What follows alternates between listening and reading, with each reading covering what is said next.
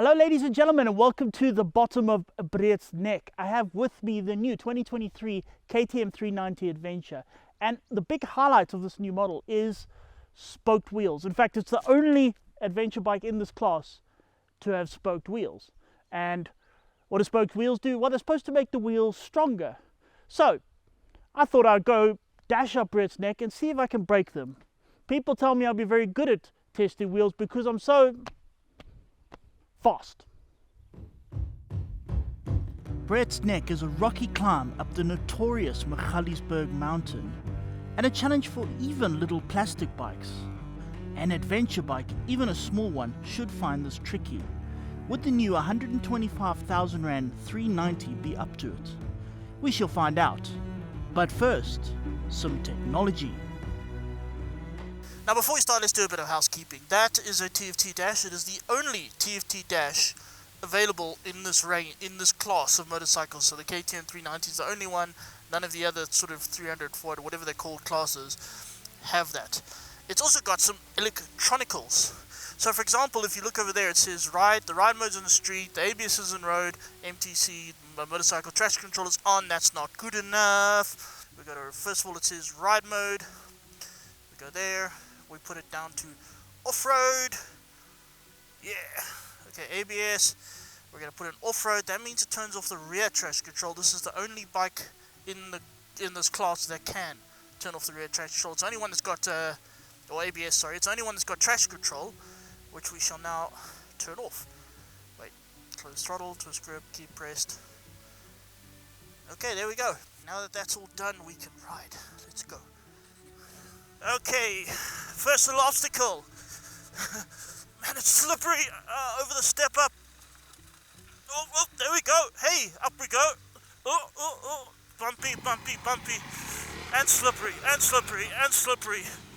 Jeez, like. Hey, we're over. And judging by the way, I'm not wobbling all over the place. I'm presuming the wheels are still intact. That's good news. Like its predecessors, the 23 390 is thumped along by a 373cc single, pushing an admirable 44 horsepower and 37 Nm of torque. In general, it's jolly good, except for one little problem. This has a little single-cylinder engine, but it's one of those ones that cuts out pretty easily. So if you get it to very low revs, it'll go gah and just stop. As singles sometimes do. This is a problem if you're sort of a bit of a beginner and you're coming along some of these sections here, like some of the obstacles here, first gear, low speed. The answer is to get it a bit faster so that you don't go too slow so the motor cuts out. But you can't go faster because you're terrified because it's all bumpy and scary and all sorts of stuff. So the motor cuts out exactly where you don't want it to. That's not great. Apart from that, this motor is fantastic. I'm sure it's a bit quieter than it used to be. It feels quieter. Maybe that's Euro 12 or whatever they're on now. Look at all these sharp rocks. Oh, there we go. Oh, it's slippery. Listen to that wheel spin. Little motor revving up. And the spinning part is quite a big deal. The other models in this class either don't have traction control or it can't be turned off. So the 390 has a gap on them there. The only annoying part is the slight nanny aspect whereby every time you turn off the motor, even while leaving the ignition on, the traction control turns itself back on. Still, even with it on, it's not terribly interfering. Of course, all things that get moving will eventually need to stop, preferably using brakes. There we go. These brakes, by Brembo they're called. Ugh. Terrific. They're not expensive like Brembos, but they work very well. There's a lot of know-how in them. Oh, this is slippery. I mean, I love the big 1290s, but I think they would have a problem, moving. Something like this. There we go, up the hill. Little stones, off we go. The frame on the 390 is your typical KTM steel trellis arrangement, painted in a striking orange because Austrians have a sense of humour. The suspension is by WP, but not quite their top shelf stuff, and that's okay. The suspension on this bike, it's not I mean, it's not the most sophisticated we've ever had. However, if they did put sophisticated suspension on here, it would probably up the price by what, 40,000 easily. Suspension can be ridiculously expensive. However, it's pretty good. It's got two little adjustment dials on the top of the forks, which you probably have no idea what they do. It's fine, but they look good and they make you look good. Another interesting point, this bike is pretty low to the ground. Something, a point I keep pointing out a lot. I mean, little bash plate took a little bit of a knock there. But low to the ground means I can touch the floor easier, and that's so important. That's one of my big banes against enduro bikes and why I struggle to ride enduro, apart from all lack of talent and being a bit of a scaredy pants. I can't touch the ground, so you get stuck somewhere on a rock and you just wobble a bit and then fall over. Meantime, the tall people put their feet down and go, oh gosh, and then carry on. Oh, there's a lot of loose, really hard rocks. Come on, go over them, Donovan, fast. We've got to test this motorcycle. You're not tired, it's all in the brain. Your muscles are lying to you. There's no such thing as tired. Must ride on. These are very loose rocks. Yeah. So touching the floor adds a lot of confidence. As does the fact that this thing is so light. I mean, all the bikes in this class feel light. This one maybe a little bit more so. I don't know, we'll have to put them all together and have a look. More specifically, the 390 weighs 172 kilogram with all life-giving fluids on board. And that is a good number in this class. It does make my mission of breaking wheels a tad trickier though. Ow! That was a bit painful still.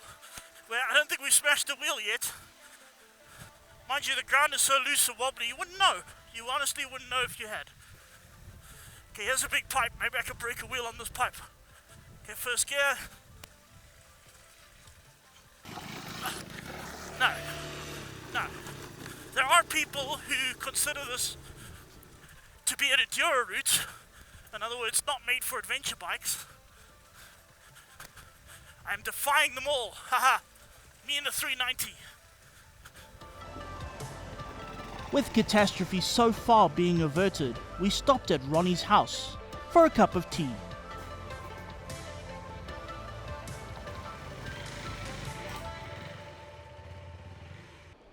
Got to adapt, you know.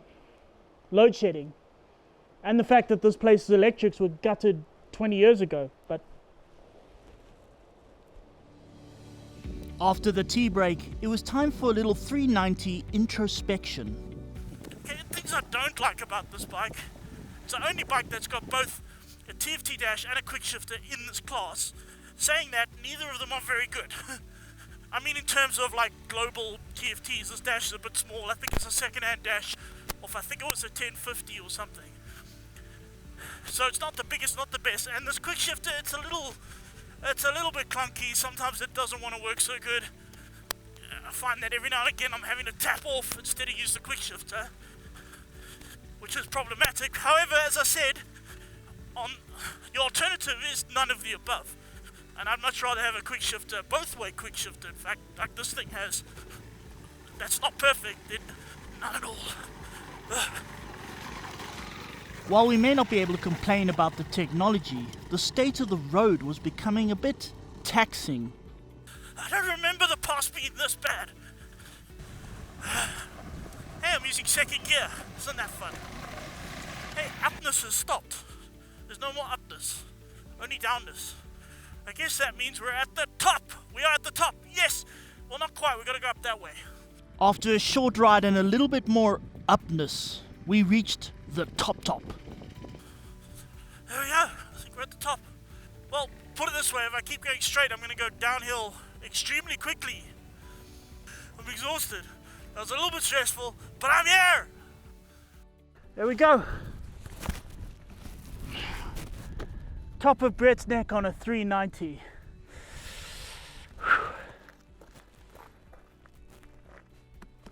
Looks fine.